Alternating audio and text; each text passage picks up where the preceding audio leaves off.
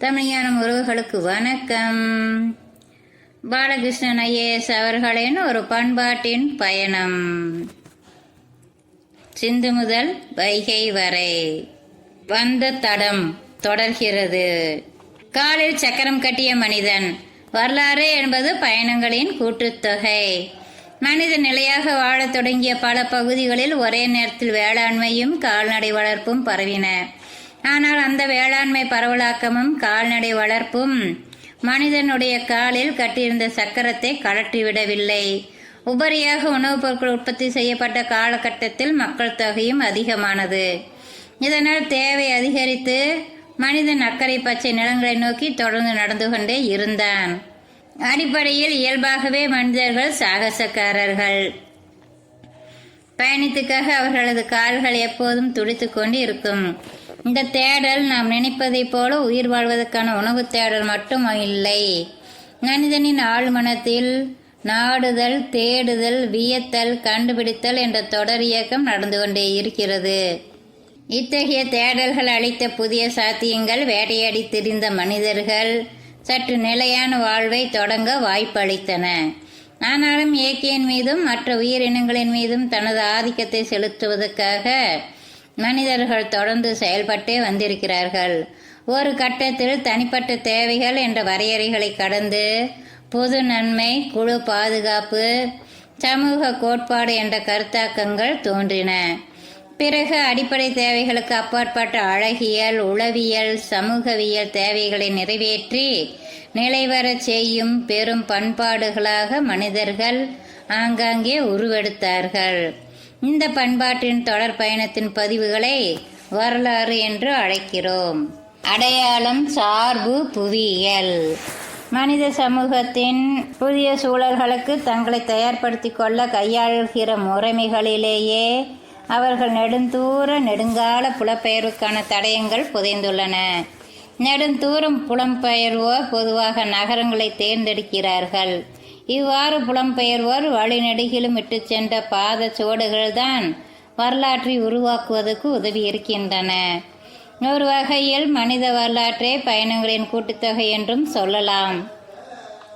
இந்த பயணங்கள் மானுட புவியியலின் இயல்பான எல்லைகளையும் வரையறைகளையும் தாண்டி சென்று வாழ்வின் பொருண்மைகளை கண்டறிந்து சாதனை புரியும் உந்து விசையால் இயக்கப்படுவதாகும். ஒரு வகையில் நிலம் நகராமல் உறைந்து கிடந்தாலும் மனித பண்பாட்டின் வரலாறு பல்வேறு நிலவியல்களுக்கு ஊடாக பயணித்து புதிய அனுபவங்களை, அதாவது புதிய வரலாறுகளை உருவாக்கி கொண்டே இருக்கின்றன. ஓரிடத்திலிருந்து இன்னொரு இடத்துக்கு பயணிக்கும் மனிதர்கள் தங்களது கதைகளையும் பண்பாட்டு துன்பங்களையும் தங்களோடு சுமந்து கொண்டே செல்கிறார்கள். அதனால் பயணப்படும் மனிதர்களோடு சேர்ந்து பழம் கதைகளும் பண்பாடுகளும் பயணிக்கின்றன. அதனால்தான் மனிதர்களின் எழுதப்பட்ட கதைகளையும் எழுதப்படாத கதைகளையும் நம் தொல்லியல் தடயங்களாகவும் மொழியியல் கூறுகளாகவும் வரலாற்று ஆவணங்களாகவும் கண்டறிய முடிகிறது. மனிதர்கள் தங்களது தோற்ற புள்ளி என்று அடையாளப்படுத்திக் கொள்கிற இடத்தோடு உரிமை உணர்வை ஏற்படுத்திக் கொள்வதால் அவர்கள் பயணப்பட்டாலும் அவர்களது பழைய பாத சுவடுகள் தொடர்ந்து கொண்டே இருக்கின்றன. அந்த வகையில் புவியியலில் மட்டுமல்ல, வரலாற்றுக்கும் அச்சரேகைகளும் தீர்க்கரேகைகளும் உள்ளன. ஒரு குறிப்பிட்ட நலப்பகுதியை சேர்ந்தவர்கள், மொழியை பேசுபவர்கள், பண்பாட்டை சேர்ந்தவர்கள் என்ற அடையாளத்தை ஒவ்வொரு சமூகமும் தனக்குரியதாக கட்டமைத்து கொள்கிறது. இந்த அடையாளம் நிலம் மற்றும் பொழுது என்னும் இயற்கை கட்டமைப்பின் ஊடாக அவர்கள் செய்யும் பயணத்திலும் மற்றவர்களோடு நேர்கிற இணக்கமற்ற உறவுகளிலும் தங்களை தாங்களே தக்க வைத்து கொள்ள உதவுகிறது. புலப்பெயர்வின் உடல் மொழி. விலங்குகள், பறவைகள், மனிதர்கள் ஆகியோர் புலப்பெயர்வுகளுக்கு உரிய பண்பியல்புகளை தொடர்ந்து வெளிப்படுத்தி வந்திருக்கின்றனர். ஒவ்வொரு உயிரினமும் குறிப்பிட்ட புலப்பெயர்வு தன்மையை கொண்டிருக்கிறது. எடுத்துக்காட்டாக, உகந்த ஓர் இடத்தில் தங்கி உணவு உண்டு முட்டையிட்டு குஞ்சு பொரிக்கும் நோக்கத்துடன் பறவைகள் நெடுந்தூரம் வான்வெளியில் புலம்பெயர்கின்றன. பறவைகளின் புலப்பெயருக்கு ஒரு குறிப்பிட்ட ஒழுங்குமுறை உண்டு. இந்த ஒழுங்குமுறையின் காரணமாக பறவைகளின் புலப்பெயர்வு நேரம், திசை, இடையில் தங்கும் இடங்கள் இறுதியில் சேரும் இடங்கள் என எல்லாவற்றையும் துல்லியமாக முன்கூட்டியே கணிக்க முடிகிறது. விலங்குகள் உணவுக்காகவும் நீர்நிலைகளுக்காகவும் புலம்பெயர்கின்றன. ஆனால் இப்புலப்பெயர்வுகளின் எல்லைகள் வரையறைக்கு உட்பட்டவையாக அமைகின்றன. காடுகள் சுருங்கி வருவதும் இதற்கு ஒரு காரணமாகும். தொழில் புரட்சியாலும் மக்கள் பெருக்கத்தாலும் காடு கொன்று நாடாக்கும் மனிதர்களின் செயல்பாடுகள் தொடர்ந்து கொண்டே இருக்கின்றன. ஆனால் ஒரு காலத்தில் காடுகள் ஒன்றோடு ஒன்று தொடர்புடையனவாய் மக்கள் தொகை குறைவாக இருந்தபோது இந்த விலங்குகள் பூமியில் பல பகுதிகளில் பயணித்து பல்வேறு சூழல்களுக்கு தங்களை இயல்பாக்கி வாழ்ந்தன. மனிதர்கள் தங்களது புலப்பெயர்வுகளுக்கு வேறு வகையான அணுகுமுறையை கையாண்டுள்ளார்கள். ஏனெனில் மனிதர்களின் புலப்பெயர்வு என்பது உணவு, குடிநீர், உயிர் வாழ்தல் என்பதை மட்டும் கருத்தில் கொண்டதில்லை. பறவைகளைப் போல அவர்கள் ஓரிடத்திலிருந்து கிளம்பி இன்னொரு இடத்துக்கு சென்று மீண்டும் புறப்பட்ட இடத்துக்கு ஒவ்வொரு ஆண்டும் திரும்பி வருபவர்கள் அல்ல. ஆனாலும் மனிதர்களுக்குள் எந்த இடத்திலும் நிலையாக வாழாமல் தொடர்ந்து பயணித்து கொண்டே இருக்கும் சிறு சிறு குழுவினரும் இருக்கத்தான் செய்கிறார்கள். இப்போது உலகம் சுருங்கி போய்விட்டது. தொழில்நுட்பங்கள் பெருகிவிட்டன. தொலைதூர பயணங்கள் மிக எளிதாகிவிட்டன. ஒரு நாட்டிலிருந்து இன்னொரு நாட்டிற்கு குடியேற்றம் செய்வது ஒரு தொடர் நிகழ்வாகிவிட்டது. இவை அனைத்தும் பசி தீர்க்கும் முயற்சிகள் மட்டும் அல்ல. இதற்கு பல்வேறு காரணங்கள் உண்டு. இந்த புதிய வாய்ப்புகளால் புதிய சிக்கல்களும் நேர்ந்துள்ளன. மனிதர்களின் புலப்பெயர்வு சூடுகளை கண்டறிய கற்கருவிகள், மட்பாண்டங்கள் போன்ற தொல்லியல் தடயங்கள் உதவுகின்றன. புலப்பெயர்வுகளின் ஊடாக புதிய இடத்துக்கு இடம்பெயர்ந்ததை கண்டறிவதற்கு இடப்பெயர் ஆய்வு முறைகள் உதவுகின்றன. பூமி முழுவதும் மனிதர்கள் பறந்து பரவியதை, அப்பரவலின் கால நிரலை கண்டறிவதற்கு மரபணு தொழில்நுட்பம் மிகவும் உதவுகிறது. நமக்கு தேவையான தகவலை தருவது குறிப்பிட்ட மரபணுவின் குறியீடு அல்ல, மாறாக 2 அல்லது அதற்கு மேற்பட்ட தனிநபர்களின் டிஎன்ஏவை ஒப்பிடும்போது நாம் காண்கிற வேறுபாடுகள் தான். Spencer Wells 2002. தோற்றம், புலப்பெயர்வு தொடங்கல் மற்றும் மரபணுவியல். மனிதர்கள் எங்கு தோன்றினார்கள் என்பதை பற்றி பல்வேறு கருத்துகள் நிலவுகின்றன. மரபணு டிஎன்ஏ ஆய்வின் மூலம் மரபியல் ஆய்வாளர்கள் உலகில் உள்ள பல்வேறு இனக்குழுக்களின் மரபணு மாதிரிகளை சோதனை செய்துள்ளனர். இந்த மரபணு மாதிரிகள் உலகின் பல்வேறு இடங்களில் தொல்பொருள் ஆய்வாளர்களால் கண்டறியப்பட்ட மனிதர்களின் எலும்புக்கூடுகள் போன்ற சான்றாதாரங்களோடு ஒத்துப்போவதையும் கண்டுபிடித்துள்ளனர்.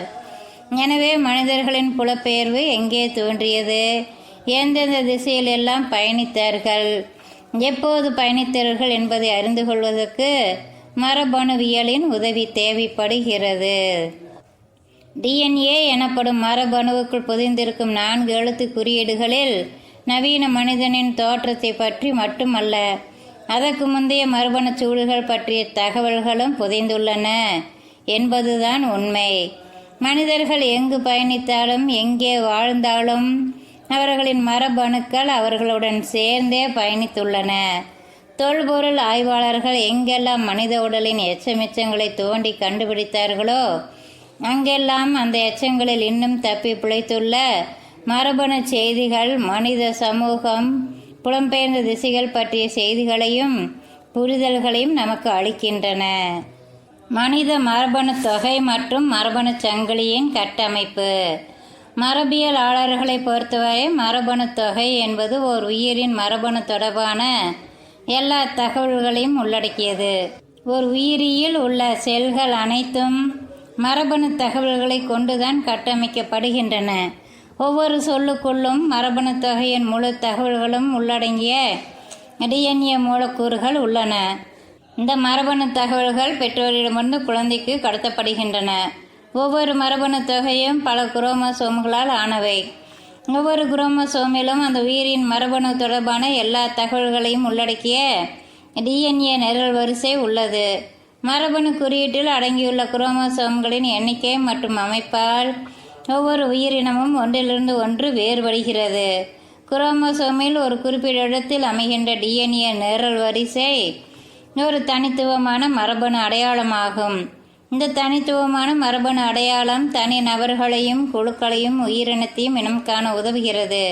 மேலும் ஒவ்வொரு உயிரியின் பண்பியல்பில் தாக்கம் ஏற்படுத்தக்கூடிய, அதே நேரத்தில் பெற்றோரிடமிருந்து வாரிசுகளுக்கு செல்லக்கூடிய மரபணு வகைமைகளை அது அடையாளம் காட்டவும் செய்கிறது. இப்படிப்பட்ட வகைமைகள் மரபணு குறியீட்டின் ஒரு குறிப்பிட்ட இடத்தில் அமைந்துள்ள வகைமைப்பாடுகளை துல்லியமாக ஒப்பிட்டு அறிய உதவுகின்றன. மனிதர்களின் ஒவ்வொரு செல்லிலும் டிஎன்ஏ பொருண்மையானது கருவுக்கு உள்ளிலும் வெளியிலும் அமைந்துள்ளது. இவை இரண்டும் மரபணு சங்கிலிக்கு தொடர்புடையவை. கருவில் இருக்கும் டிஎன்ஏ குரோமோசோமல் டிஎன்ஏ எனப்படும். அதாவது 23 குரோமோசோம் இணைகள் உள்ளன.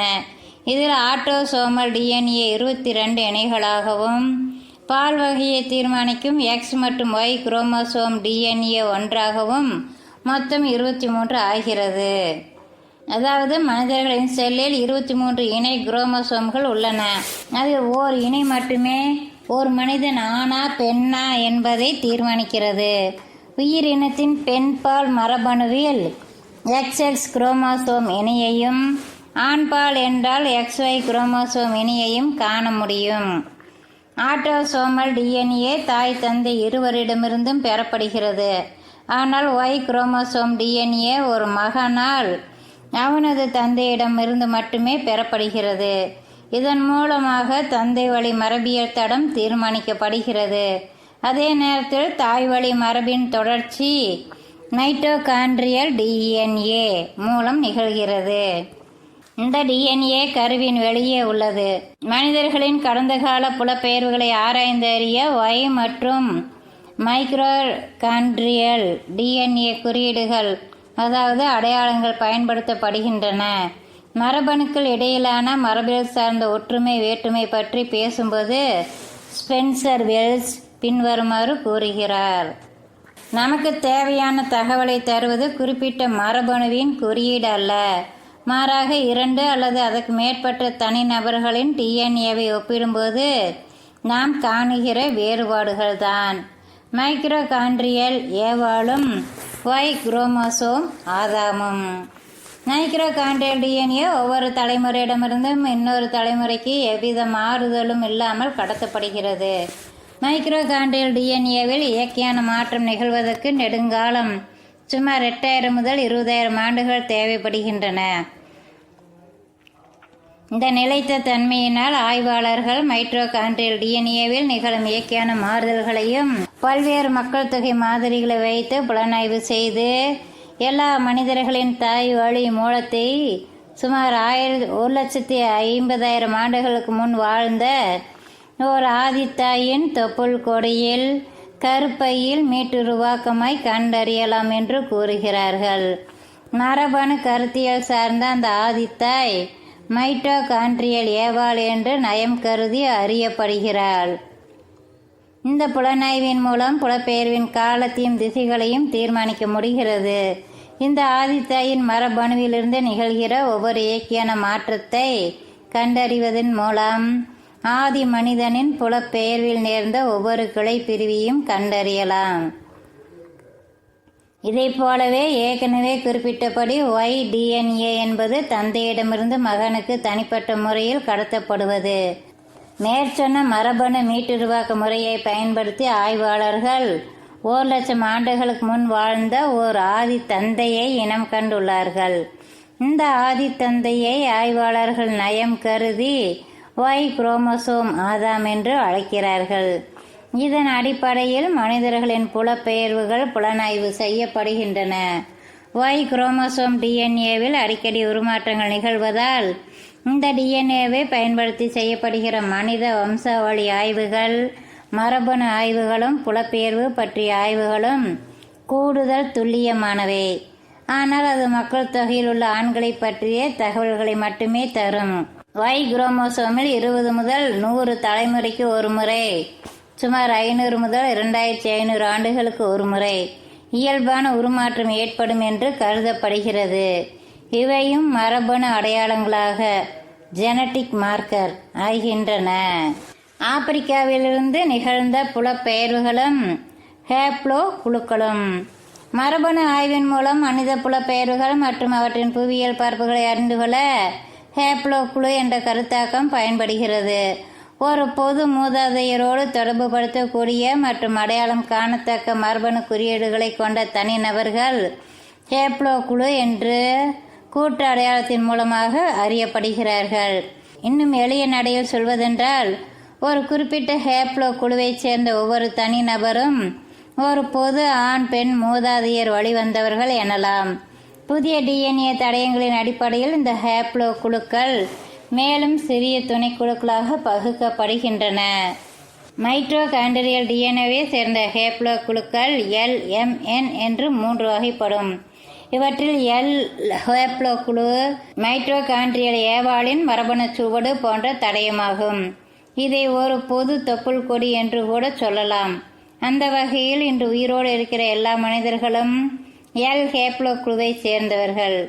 இந்த குழு L0விலிருந்து L6 வரை 7 துணைக்குழுக்களாக பிரிக்கப்படுகிறது.